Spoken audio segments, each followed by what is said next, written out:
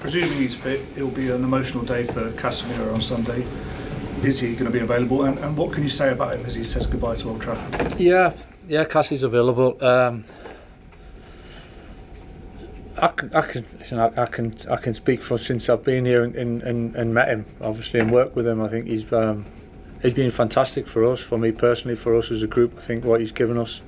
I've said it before. I think the clarity helps of knowing the situation, and for him and for us for him to get his head in the place of where he give absolutely everything in every aspect, knowing that it was going to come to an end at the end of the season. I think, and like I've said before, it's credit to him for the way he's gone about that, and just because it's coming to the end and there's clarity with it, it's easy to go the other way as well. But he's fully invested, he's fully supported us as the staff and the performances that he's give. So he's obviously had some ups and downs, as like we all have in football and over the years. But to finish so strongly and to see that connection that he's got with the supporters is really good to see. It doesn't sound like it's going to be your Old Trafford farewell on Sunday. I know you're sick of us asking about your future, but I kind of feel like we have to. Is the end in sight? Is there clarity coming? I can't blame you for asking, to be honest. Well, yeah, there's 2 games to go, right? So we knew. Apart from that, there's not much else I can say. Is probably what you'd expect. I think the situation is pretty clear for us all. So same as in terms of preparing for the game, really. Planning for that, and it doesn't change what I do this week. Dan? Michael, again, I appreciate you can't talk too much into the future, but what has it meant to you on a personal level to be leading this club and, you know, potentially to continue leading the players and this team? Because it feels like maybe something we've learned from you being in charge. It takes a unique individual to handle all the pressures inside and outside the club. It's a unique football club. Special football club, you know, and I'm immensely proud to have come back and to be part of it, to help as a supporter, as an ex-player and an ex-employee is one thing, but as a pure supporter and caring about the club so much, to be in a position to come back and help, and for as a group to move forward, it was important, I think, to make the big step. To get back into the Champions League is good. Is good, and it's obviously we're happy with the work that we've done so far. So, Michael, same kind of theme. The fans are obviously eager to know what's happening as well. It's kind of customary for the manager to speak to them from the pitch after the final game. Will you be doing that? I think that's important, regardless of the situation. I think it's important because the supporters are a massive part of this club,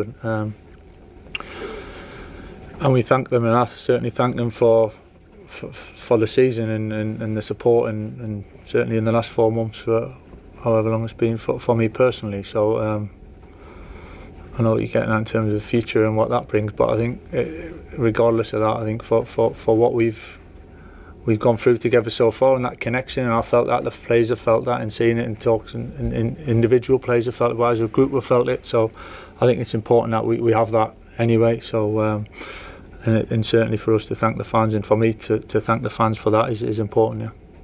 Yeah. Michael, obviously you mentioned about Casemiro being okay. Is Benjamin Sesko all right? Have you got any other issues? Ben's not as straightforward as Cassie's. He's still not 100% with the problem that he had. So apart from that, we're all right with it. Hi, Michael. You've spent the last 4 months now working with this group. I mean, whatever happens with your future, what do you think this team can achieve over the next couple of years? What should they be aiming for? Well, you've always got to aim upwards for sure, and I think that's just the beauty of football and the beauty of competition, you know, to achieve something, to then back it up, to then improve on things. I think that's always the challenge, and for the players, for the squad, for the whole group, for the football club, you know, we want to keep moving in a positive way and in the right direction. And the closer you get to the top, obviously, the the less room for progress. But progress is certainly what needs to be aimed for. Laurie? Hi, Michael. I think, sorry, on the same theme, apologies in advance, but how much involvement do you have in what the future might look like when you're talking to contract talks and things like that? Are you getting involved in that, or is your focus on the football? Future for, as in squad? Or? Yeah. Listen, the future for me, it's going to be decided pretty soon. You know, we knew that was going to be towards the end of the season, if not the end of the season. So nothing's changed. There's no big swing on that. That is what it is. You know, and then obviously whatever's beyond that is pretty close around the corner anyway. Catherine? So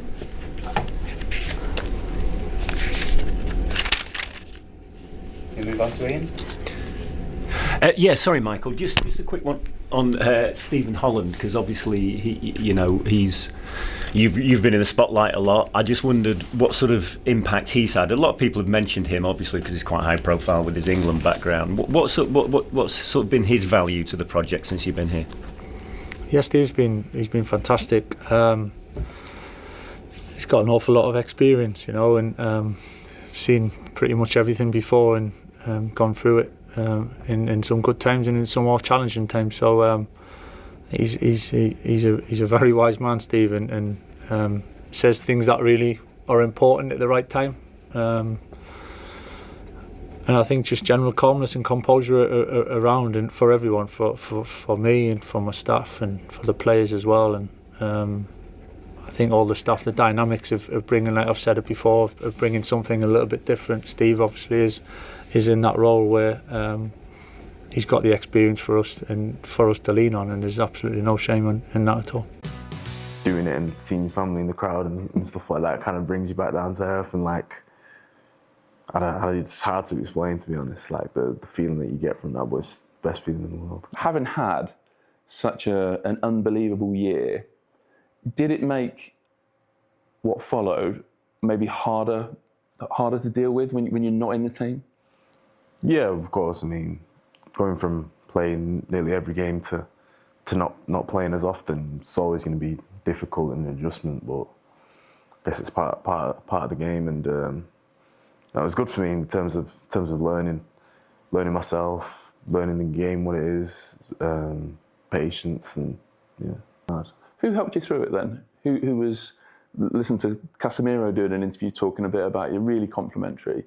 Who are the guys who you lean on, who say to you, listen, don't worry, you know, your time will come again? Yeah, definitely players like Casemiro, Bruno, also players like Xerxes. Right. And, yeah. Yeah. Oh, is he? I didn't. Joe, the last name there sort of threw me a little bit. Was he's a guy you're pretty close with? Yeah. Right. I'm close with him, and we're good friends. So we try and help each other anytime we can. Yeah. How tough did it get, honestly?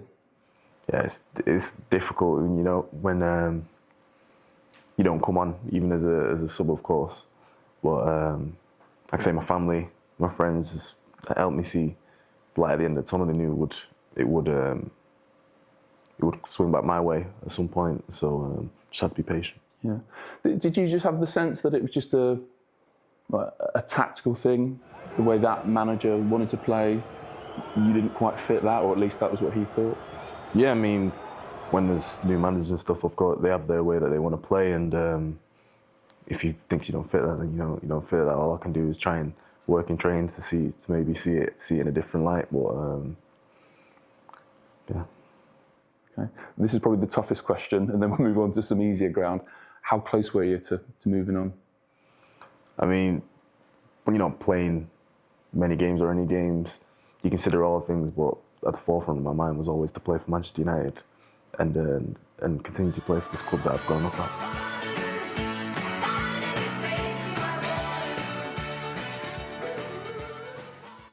Cobby talking to Pat Davison there. Mario, I saw you agreeing with a lot of what Cobby was saying, but do you think it would have just been absolutely criminal to let United see Mainoo walk out the door and leave this squad?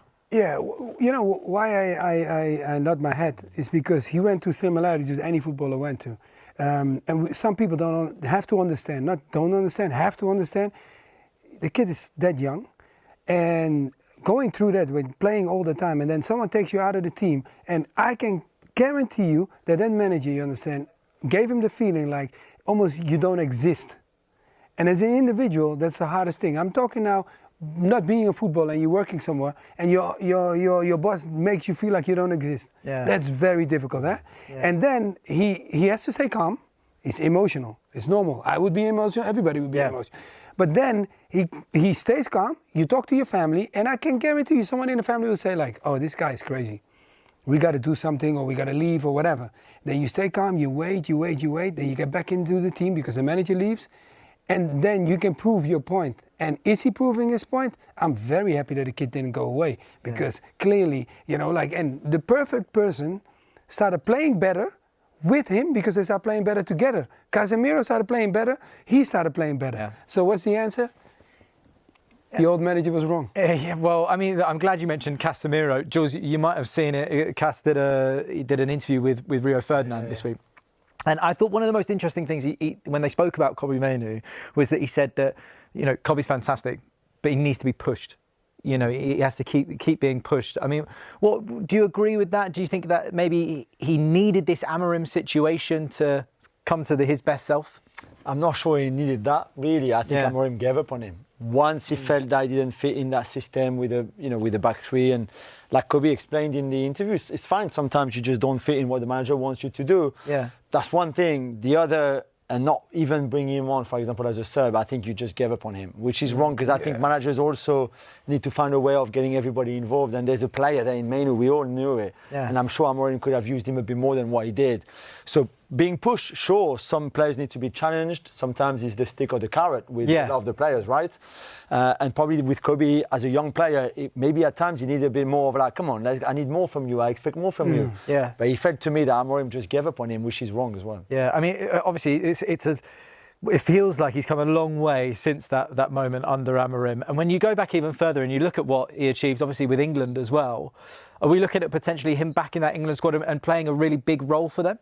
The key thing in this question is very important. Like, okay, the English squad is going to go to the World Cup, right? And we have to be careful that we understand that sometimes when, like, I'm not English and I'm not going to, predict that I know all the things of the English squad. But one thing I can guarantee you, this league is very intense. So sometimes you want some fresh legs coming with you. Because when it gets really amped up in the World Cup, it's very difficult. If you have players that do the whole season they're pushing, and we can clearly call Arsenal one of them, if they push all the way to the end, and then you got to play the World Cup. Guys, the World Cup is I don't want to say another level, because you have the best of the best playing there, but it's just a lot of a different demand on your body. And physically, you're asking someone to, at the end of the season, to push again. Yeah.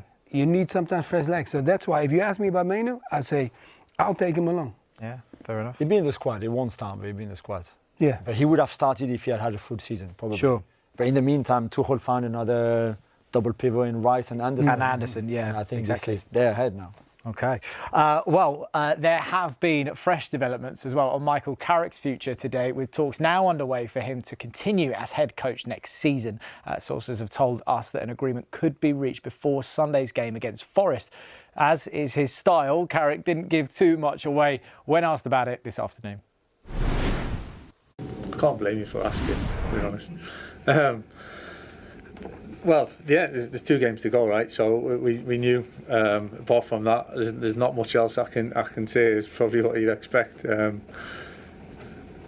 think the situation is pretty clear for us all. So same as in terms of preparing for the game, really, planning for that, and it doesn't change what I do this week.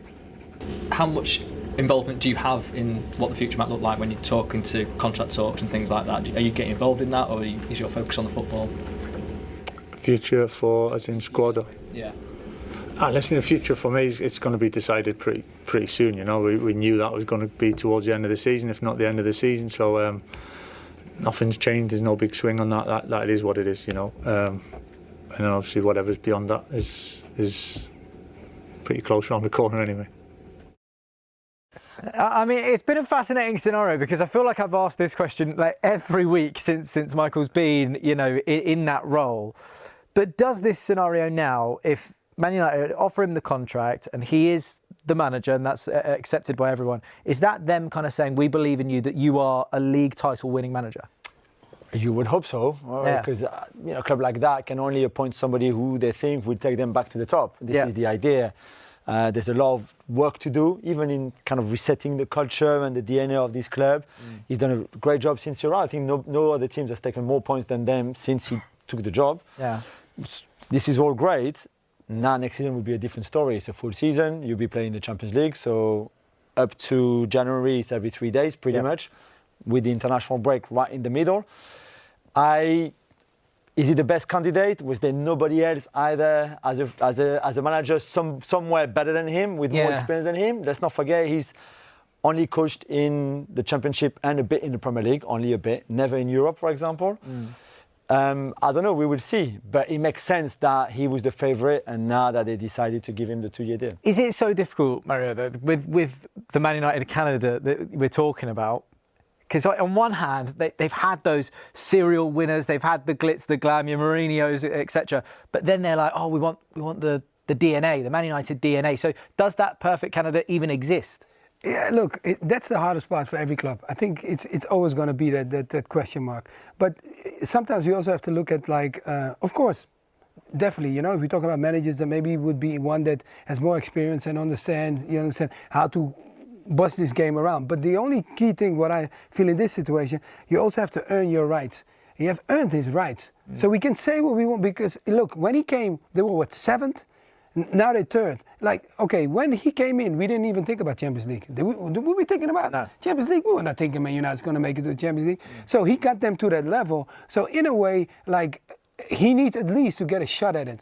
And now he's going to get it. I mean, the way things are going, he's going to get it. And when he gets it, then the only question is what Jules said. It was very good.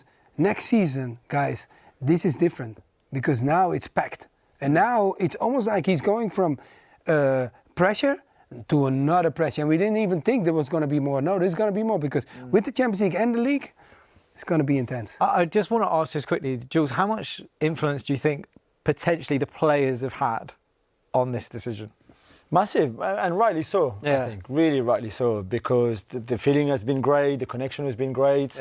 But not just with the first team players, but he's gone to the FA Youth Cup games, to the reserve games. I think this it all looks amazing. Yeah, exactly, it's perfect. Maybe because we're going to compare it to Solskjaer anyway. And it's slightly different. At least they took a bit more time this time than with Solskjaer, where they gave him the job so quickly, far too quickly. After they beat my beloved PSG in that Champions League, well, dodgy game, But yeah, you're right. It looks just perfect. So let's hope he's the right candidate. Otherwise, you'd be back to square one in November or December. Yeah. Well, one of those players that might have said a good few words about Michael Carrick was Bruno Fernandes, and Bruno has been talking about his, I guess, fellow opponent for the Football Writers Player of the Year award, Declan Rice. Here he is. I've always said I always thought that Rice was a player to play for Man United. And I was really sad when he chose to go Arsenal. I didn't know if was there the opportunity or the chance for him to come to Manchester United, but I always thought that he would be a perfect fit for our club. Not a lot of Arsenal fans want to hear that, Mario. I mean, what do you make of that? Bruno saying, he thinks Declan Rice would be the perfect player for Man United. I mean, like, look, players, we also have our thoughts, right? Yeah. And we also have our feelings that who would be better and who could go there. It's always going to be the only thing. The difference what happened now, he said it loud. And we normally keep it for ourselves. We cannot.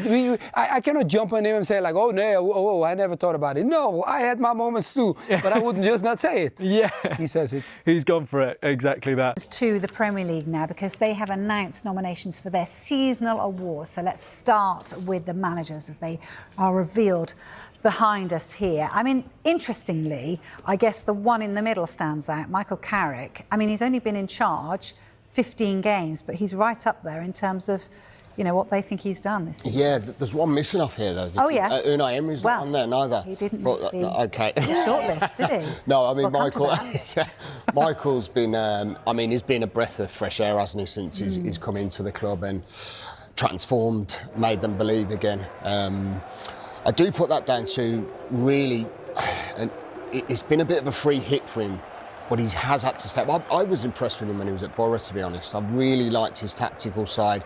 I like the way he comes across in the media. You know, he keeps himself to himself, and I do think he really does suit that role that he's got at Manchester United. Credit to what he's done. You know, really pushed them into a situation now where they're sitting third in the Premier League. You have to take your hat off to him, because that isn't an easy role to go into with the pressure and expectations on. I think what's gone for him as well is that being out of all the cup competitions, the focus has just been on the Premier League. I don't feel there's been an awful lot of pressure on Manchester United or expectation since Ruben Amorim left the club, which has probably left a real nice feeling for him to just come in and just have that little bit of free pressure to go and take the club forward, which he has done brilliantly. So he's definitely, you know, him and Keith Andrews for me have been phenomenal. I think I've got to say, you know, Keith, lots of people just didn't expect him to go into Brentford and take them to that next level. Everyone had them down actually already at the beginning of the season, didn't they? I was one of them, and you know, I'm sorry, Keith, but you know, you look at Keith going in there, and I think people didn't realise that Keith comes with a real solid background of coaching. You know, they all thought he was a set-piece coach, and that was it. He's a very good coach. He's been around, you know, the international scene. He speaks well. He comes across again in the media. He's young, he's vibrant, and he's got some really refreshing ideas. So, I mean, that's really a standout one for me, to be honest with you, because of the people that have said Brentford will go down and he'll get sacked. Yeah. Look at where they are, you know, potentially in Europe, which is phenomenal for a football club that had a great manager under Thomas Frank. He's gone on and took them to that next level. Yeah. Are you surprised, though? I mean, seriously, you're surprised that Unai Emery isn't in that last? I am, to be honest, because, and I'm not. Listen, I know I'm going to talk Villa, but I think the reason why I say it is that, you know, Villa sit sort of fifth in the table. They're in a Europa final, and the start that they had to the season, you know, you're thinking that it's not going to be Villa's season. Yeah. And the reason why I say is his progression of what he's done. You know, he's had him in the Europa Conference League, he's had him in the Champions League. This season, I think he's gone against a lot of football clubs and really pushed. I mean, not so long ago, he was talking about Villa potentially winning the Premier League. Yes, it was a long shot, but they were right in the thick of it. Yeah. And yes, they've dropped away, but I just think with the squad that he's had, and he hasn't been able to buy because of the financial fair play rules and not being able to bring the squad and the players that he wanted, I think he's done an absolutely unbelievable job. That's a squad of players that he's probably inherited. Lots of them players were Steven Gerrard's players and players that were there before. So you look at the Villa squad, it hasn't changed an awful lot, and that's why I say I think he deserves to be in that sort of manager of the season. Yeah, I hear you. I mean, it's probably expected that it might be a bit of a straight shootout between Pep and Arteta. Is it as simple as whoever wins the Premier League should get it? Where do you stand?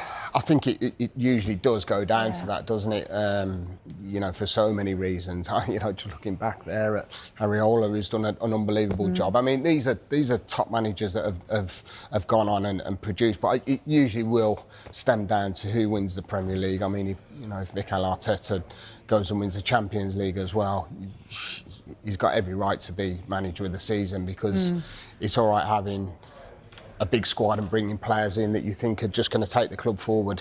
It's actually managing them and having the success of doing so. So usually it does fall down to who wins the Premier League, and it's looking like it's going to be Arsenal's this season. And you'd agree with that with Mikel Arteta then, yeah? Yeah. Okay. Totally. Yeah. All right, let's look at Player of the Year then. I can run us through. We've got Bruno Fernandes, Gabriel, Morgan Gibbs-White, Erling Haaland, David Raya, Declan Rice, Antoine Semenyo and Thiago there. Who gets your vote? It's a tough one again. You look round at all of these players and they've all been absolutely fantastic. I want to highlight that man as well for what he's done this season. You know, he's been instrumental in Brentford's success, having had to bide his time through injury to really go and make himself an established striker in the Premier League. But my two go for that man there, Antoine Semenyo, who did brilliant things at Bournemouth.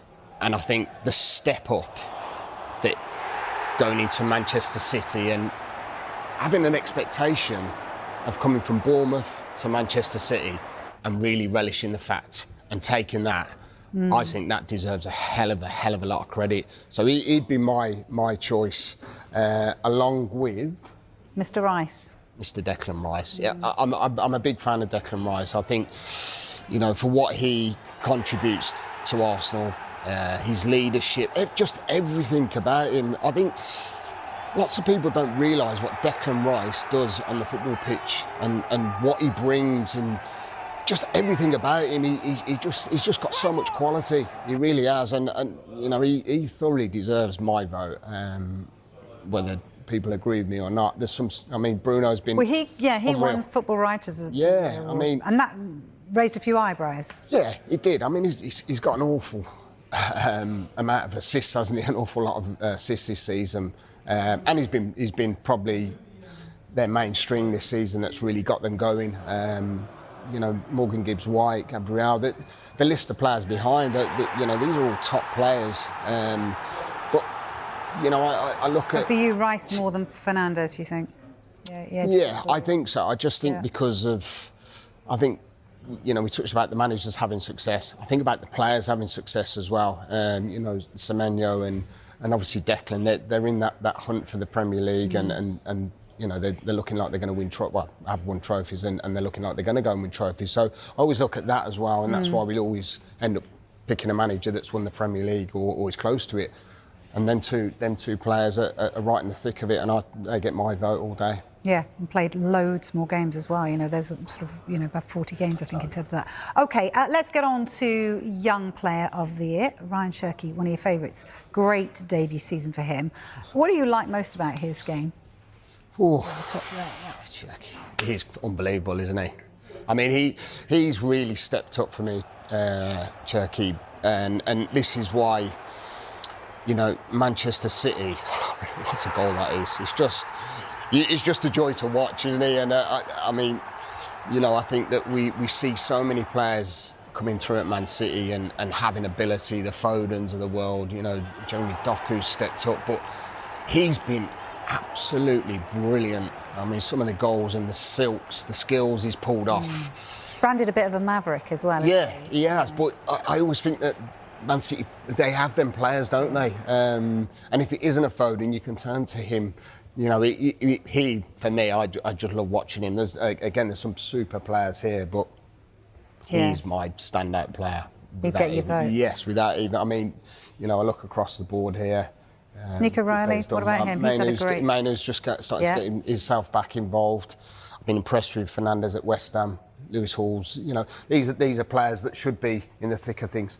Nico Riley, you know, super player who will go on to be a really big player, and showed his calibre in such big games. He starts for England, do you think? I'll tell you what, don't rule him out. Don't rule him out. I mean, it might be a bit of a tough ask, but you know, I think given his opportunity, it's just his physicality. He gets himself in really good areas. You know, we've seen he's a goal threat, and I just think he's grown in that Manchester City side. You know, he looks like he's enjoying himself. That's great to see from younger players, though. You know, they're going into a team and relishing the fact of playing with all these top players. Some people go into a shell. He hasn't. He's really stepped up, and now we're starting to talk about him. You know, at international level. Yeah. So credit to him. You know, these players are top players. Junior Krupi is an interesting one, isn't he? I mean, yes, he's absolutely shone, hasn't he, this season? He has. And I mean, I've done a fair bit at Bournemouth this season, and again, an impressive player.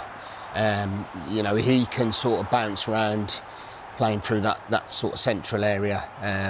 Scored goals. You know, really stepped up to the plate.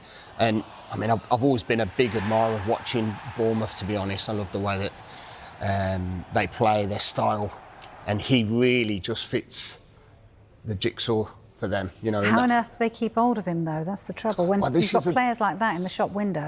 Well, this is the thing. I think Bournemouth, you know, we've seen so many really talented players going and playing on the stage at Bournemouth, and obviously, because they're doing what they're doing at Bournemouth, they've, you know, that step up of class, it just, you know, it brings the likes of Manchester City, it brings the likes of Arsenal, the Chelsea, they all want a piece of it, don't they, because of their recruitment. And you have to credit the football club for what they've done to bring players in of that calibre that literally come in and they just you know, it's like they've been there for season after season. He's been outstanding. And again, goal contribution, his link-up play, very, very talented player. This is the Premier League's, obviously, young player of the season. I said at the top of the show, you won Aston Villa's young player of the season. What did it do to you, though, when you won it? You know, your club thinks you're the best young player. Well, I mean, it was a long time back, and it was an honour. You know, I always want, as a kid growing up, I always wanted to win Player of the Season. I didn't want to win Clubman of the Season. That was the one, which was listen, it's not a bad trophy, but obviously winning Young Player of the Year was so big for me. Particularly just breaking into this side and getting in around the team. It was a massive honour for me. I wanted to go and get the ultimate of Player of the Season and be amongst the elite of that. But listen, I've got that still in the cabinet. It's a bit dust. I dust it off every morning. Dust it off, polish it off, yeah. How old were you then? Oh, 18. The hair was looking really good. Still looks good today. Right, stay with us. Plenty more to come from our guest here, Lee, about his hair. But also, we're going to hear from Jeremy Doku after his recent goal.